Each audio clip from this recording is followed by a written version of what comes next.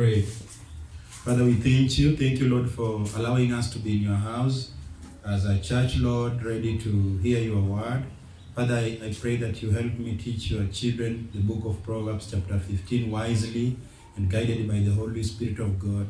And I also pray that your children shall also receive this word with thanksgiving. In Jesus' name we pray and believe. Amen. Proverbs chapter 15. Today we are handling the book of Proverbs chapter 15. Proverbs chapter 15. Verses 1. Look at verses 1. The Bible says, a soft answer turneth away wrath, but grievous words stir up anger. Verses 2, the Bible says, the tongue of the wise useth knowledge aright, but the mouth of fools poureth out foolishness. So last time you remember while we were here handling the book of Proverbs chapter 14, we took a lot of time speaking about the issues of the tongue, on how your tongue can, cause you have a peaceful life, can cause you, eat the fruit of the life, a good fruit of the life. But at the same time, we saw that the tongue can cause you issues if you are not wise and you don't know how to use your tongue. And here we did not just dwell much, we will not take much dealing with the book, with the issues of the tongue. But remember, the Bible says, if you give a soft answer, it turns away wrath. So for example, maybe you people are in argument, maybe one of you is annoyed, maybe one of you has not understood what you meant by what you did, and maybe he comes or she comes up to ask you, why did you do this? If you give a soft answer, it will cool down wrath. It will cool down anger. You know why people fight at the end of it all? It's not because that something big happened, but it's because of the answers. Somebody is asking you an answer, a question. Instead of finding grace to give, a soft answer, instead of you giving an answer that shall, cool the person and help the person understand, when you give out a rough answer, and you know what I mean by rough answers you have ever given, maybe in one way or another in your life, it makes, it causes conflicts. Amen. It causes people to fight. And therefore the Bible says, if you are wise, you shall know how to use your tongue. And this must be taken seriously if you're going to listen. Because I pray that when we come to church, you listen to the preacher.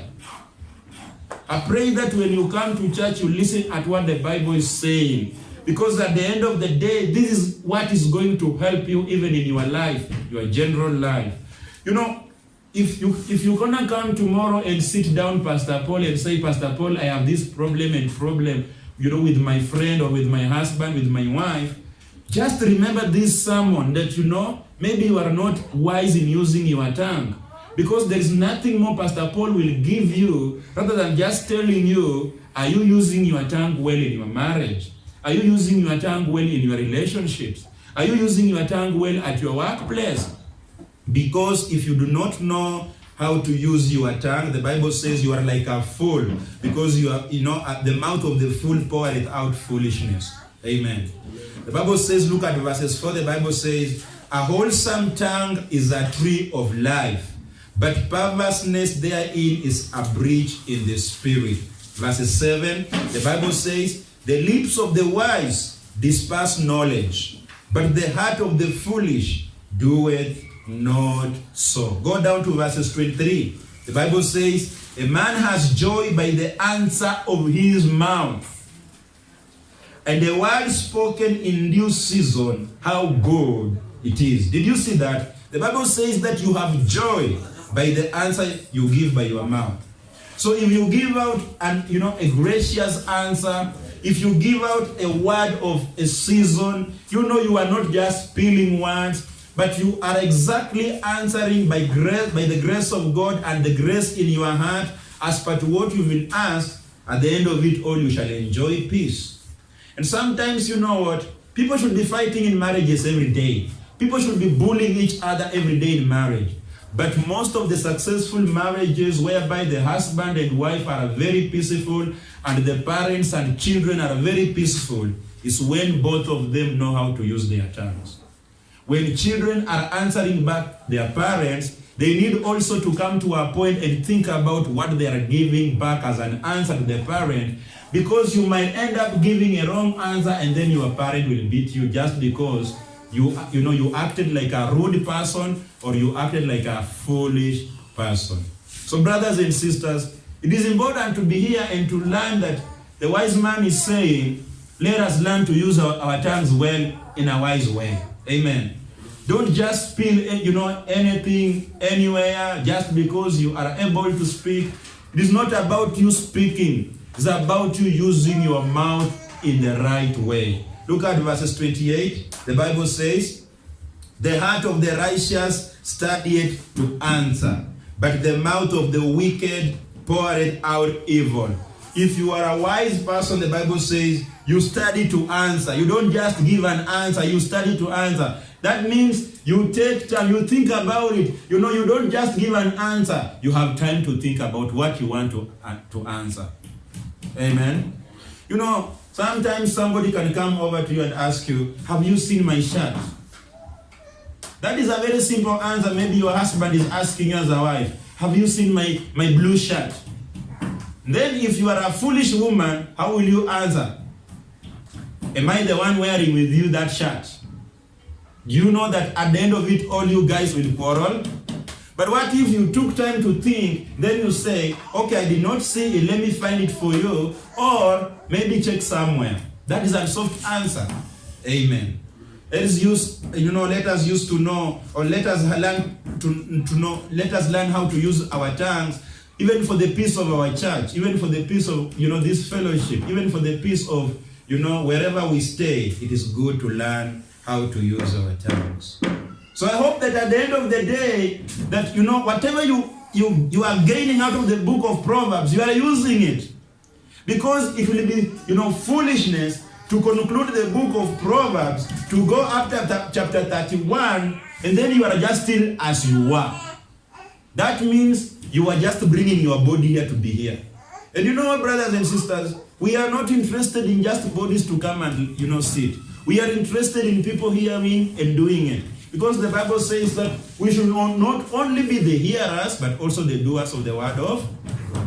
The question is, are you doing it? Are you doing what you hear God speaking unto you every day, every Wednesday, every Friday, every Sunday? Are you doing it? Because if you are not doing it, you are not so much different from somebody who goes to watch him or herself in a mirror, and then within a few minutes he forgets what he saw. Amen. Go back to verses 3. You are in Proverbs 15. Go back to verses 3. So let us learn to use our tongues in a wise way. I repeat, because I know this is where the trouble is. This is where the trouble is. I'm saying and I'm repeating, this is where the trouble is. If you can learn how to deal with your tongue, if you can learn how to handle your tongue in your marriage, wherever you are, you will have peace. Verses 3, the Bible says, the eyes of the Lord are in every place, beholding the evil and the good. So, God is in heaven. But the Bible says that also his feet are in the world. And the Bible says his eyes are always watching. The Bible says God is always watching what the evil people are doing, but also what the good people are doing. So there is nothing like God does not know what Biden is doing, Trump is doing, Uhuru Kenyatta is doing, Raila is doing, Edmond is doing. Everything is open in the eyes of God. So you better know, the wise man is telling you the eyes of the Lord are in every place. In your bedroom, the eyes of the Lord are there. In your secret place, the eyes of the Lord are there. Wherever you are, brother, sister, God says his eyes are always with you. Even when the wicked men seek to hide and plan evil against the righteous men of God, the eyes of God are watching. Even when you plan to commit sin secretly where nobody's seeing you, the eyes of God are watching you. And you know what? God is able to see even inside your heart. Go to Proverbs chapter 5, verses 21. Proverbs chapter 5, verses 21. So children that are listening, you better know this, that your father, your mother might not be seeing some of the things that you do in the secret, but God is always watching you. God is not limited. God is never limited. When you are doing things secretly, when you are doing things in a manner that you don't want people to realize what you are doing, just remember that God in heaven is watching you. Proverbs chapter 5 verses 21. Proverbs chapter 5 verses 21. Proverbs chapter 5 verses 21. The Bible says, "For the ways of a man are before the eyes of the Lord, and he pondereth all his goings." The ways of a man are before the eyes of the Lord, and he pondereth all his going. God watches how you go about in life. God watches the decisions you make. God watches the directions you choose to follow in life, because he's all knowing. The moment you begin to plan, the moment you begin to act upon your plan, God, the Bible says, is always watching you. Open Jeremiah chapter 16 verses 16. Jeremiah 16:16. Jeremiah 16:16. I'm going to read for you Job 34:21. Open Jeremiah 16:16. Let me read unto you Job 34:21. The Bible says, "For his eyes are upon the ways of a man, and he seeth all his goings. There is no darkness nor shadow of death where the workers of iniquity may hide themselves." So unto God, even when people plan to make, to do evil things in the middle of the night, when there is darkness, the Bible says before God, there is no darkness. Even when you are planning to do your evil stuff in the most darkest place, understand one thing: God is not limited. The Bible says his eyes can see through darkness. Even in the shadow of death, the Bible says those that work out iniquity, those evil men, those evil women, even whatever they plan to do, God is watching. And God is always knowing that these men have planned. They planned at night, but I already saw. Jeremiah 16:16, when I had you open, the Bible says, Jeremiah 16:16, the Bible says, "Behold, I will send for many fishers, says the Lord, and they shall fish them. And after will I send for many hunters, and they shall hunt them from every mountain and from every hill and out of the holes of the rocks." Verse 17. "For my eyes are upon all their ways. They are not hid from my face, neither is their iniquity hid from my eyes." Amen. So here, the Lord is after the Israelites. And God is saying, I will cause them to suffer. And there is nothing hidden. They shall not try to hide. They shall not try to run away. My eyes are always upon them.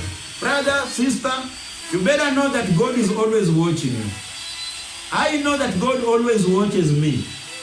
In every single minute of my life, in every single second of my life, God is always watching me. And people always assume that God is always just watching about them, just to take care of them and all that. They also don't remember that God is watching them when they are planning to do evil, so that he can chastise them if they are saved, so that he can punish them. Amen? Go to 23, Jeremiah 23:23. Jeremiah 23:23. Jeremiah 23:23. So what are we seeing? We are seeing that God is always seeing us. We cannot hide from the presence of God. We cannot hide from the eyes of God.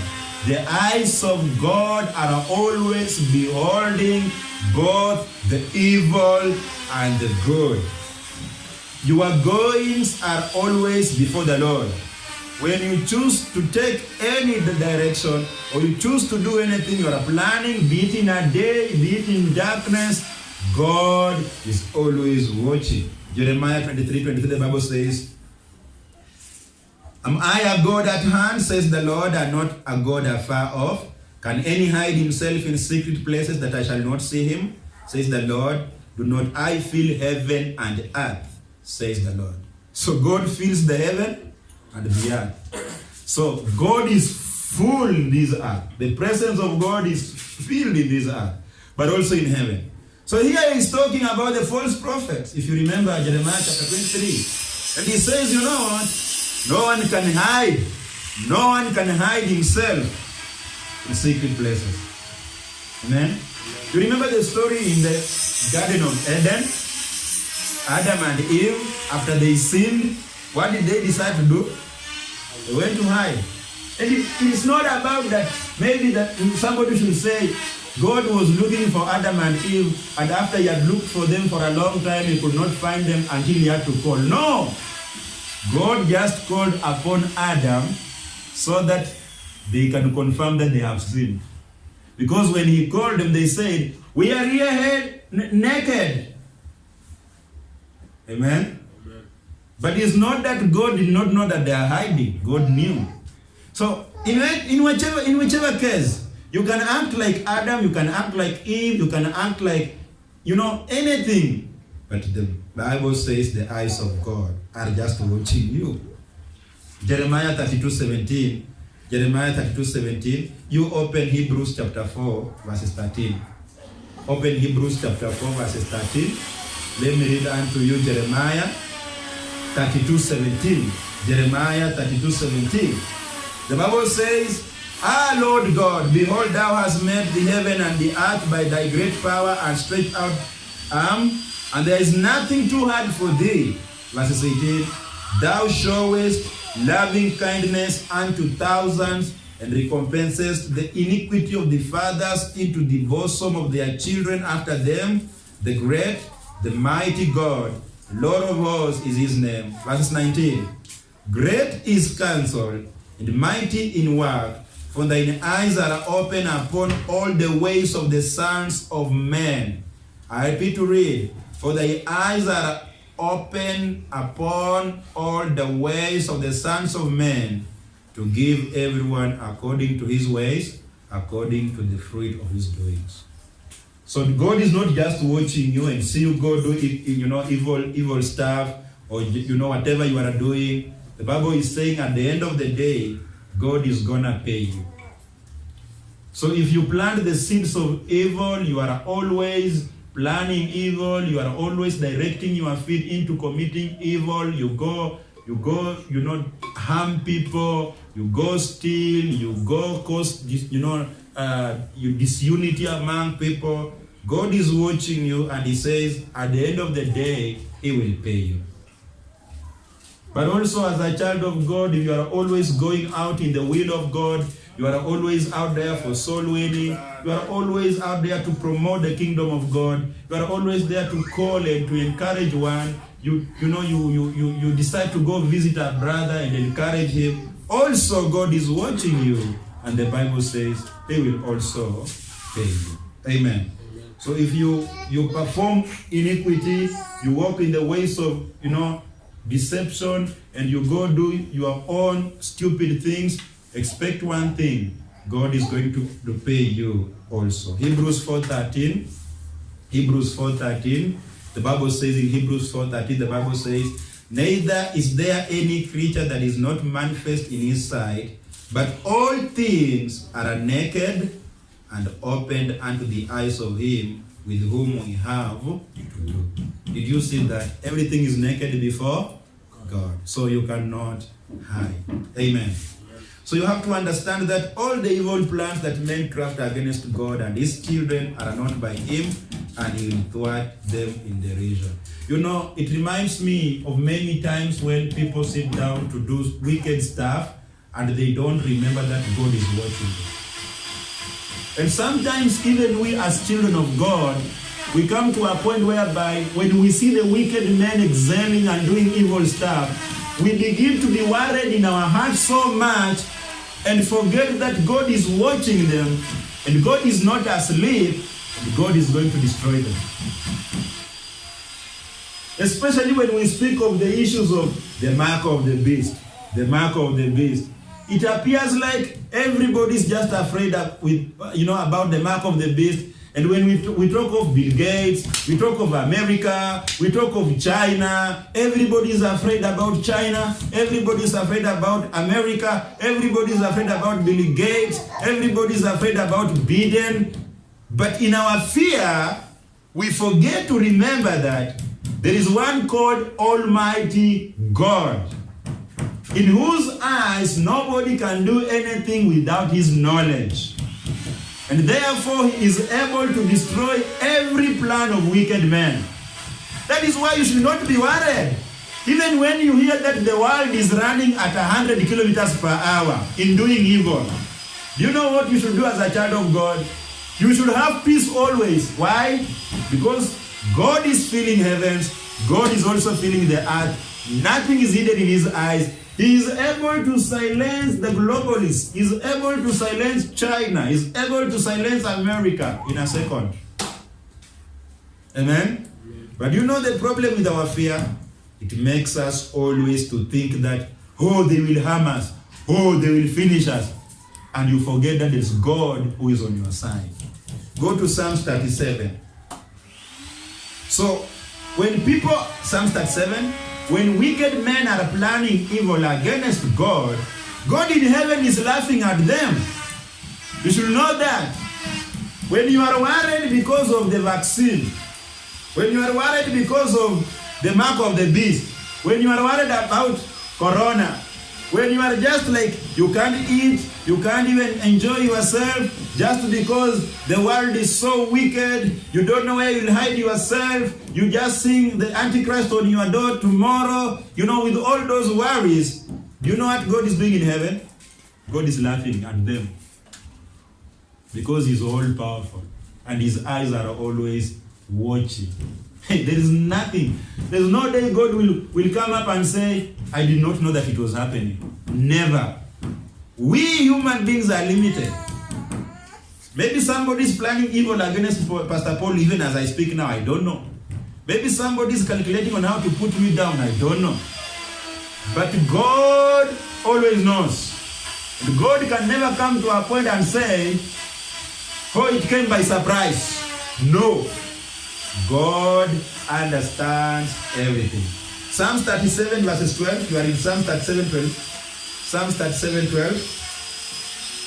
Psalms 37 12. You are in Psalms 37 12. The Bible says, the wicked plotted against the just, and gnashed upon him with his teeth. The Lord shall laugh at him, for he seeth that his day is coming. Did you see that? So the wicked people are planning evil against the righteousness of the righteous people of God. They are planning on how to make you suffer. They are planning on how to make you always be sorrowful. They are planning on how they can steal your property. They are planning on how they can make you just be a frustrated person the whole year. When you are troubled, the Bible says God in heaven is laughing at them, because he sees that their day, the day of his wrath upon them, is just closer and closer and closer. Look at verses 14. The Bible says, the wicked have drawn out the sword and have bent their bow to cast down the poor and needy, and to slay such as be of upright conversation. Their sword shall enter into their own heart, and their bows shall be broken. The very sword they want to use to destroy you, God will cause them to injure themselves. If they are planning to harm you on the gallows, God will cause them to harm themselves. The very sword they are planning to attack you with, God is going to cause them to use the same sword to attack themselves. Amen? And so you have to understand that wickedness will always be there. And something fun you have to understand also, even in the end time, when Jesus Christ is reigning in his millennial reign, 1,000 years on this world, we will still have wicked people planning evil. And you know what? They will also be planning evil against Jesus Christ. They will sit somewhere and say, you know what? We don't love that king in Jerusalem. We don't like that man and the people he's reigning with, and these people so-called the righteous ones. Let us go and attack them. But when they are planning to do that, the Bible says they shall be destroyed by fire once and for all by God. Go to Psalms chapter 2. You are in Psalms 37. Go back to Psalms Psalms 2, I mean. So brothers and sisters, what are we saying here? We are saying God is always watching, even over our lives. And as human beings, we can be worried, I understand. And as human beings, we can also come to a point in fear. But you should understand that the Bible says we should only fear who? God. Not even the devil. But here today we fear men, we fear women, we are just afraid of situations, we're afraid of, all these things that are happening in the world. The Bible says we should not be frightened in our hearts. We should trust in the Lord who is watching over us. Because even when the enemies are planning against you, God is in heaven laughing at them. His eyes are always watching.